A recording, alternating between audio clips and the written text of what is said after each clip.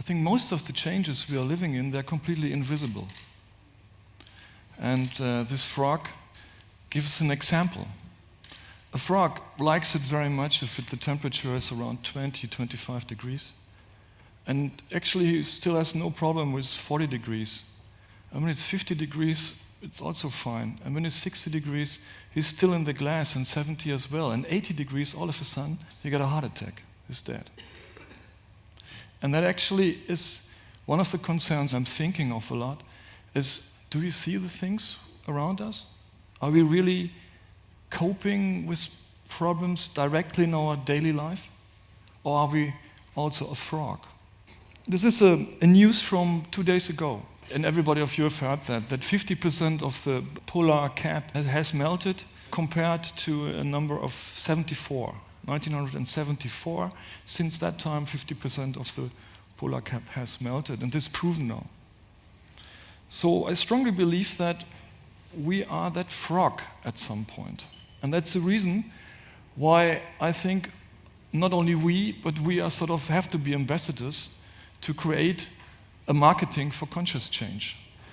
My biggest concern is that we worldwide have a complete conscious accident. That whatever we tell here, what Bernhard told, or Uli Weinberg says, and everybody of you, that has absolutely no effect. And this is my biggest concern. I've been in a skyscraper somewhere in Shanghai, and there was a conference about green economy in China. I was in the 20th floor, and in the 40th floor, I learned that later, was an investment group who thought about how can we build up cities quicker, more efficient, and get more money out of it. The green effect had absolutely no reason for them. So we were in the same skyscraper, talking about completely different subjects, but the guy with the money, at the end, they did it, and we were just little philosophers. So how can design become part of the political discourse? This is actually my question. How can we get into this scene? How can we do something? How can we create an atmosphere and thesis which encourage us, which sort of inspire us? One thing is interdisciplinary design, yes.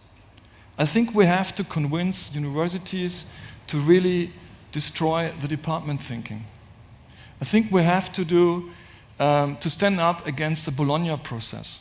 For me, is the Bologna process sort of a mainstream educational program of people who, after only 3 years of studies, go into the market. I'm really a fan of the old Humboldtian system to really think in circles, to really come back to things which have to do with philosophy, psychology, and technology. Another thing that helps is that there is now happening right now in this world the first global generation.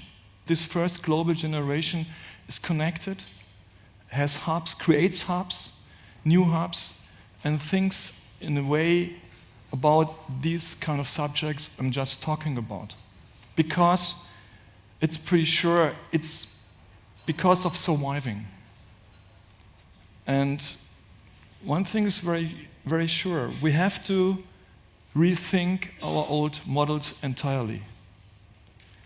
This is sort of a new form of participation. It's a new form of playing. That's a new form of thinking. And you have to throw away your old architecture, your old way of playing ping pong.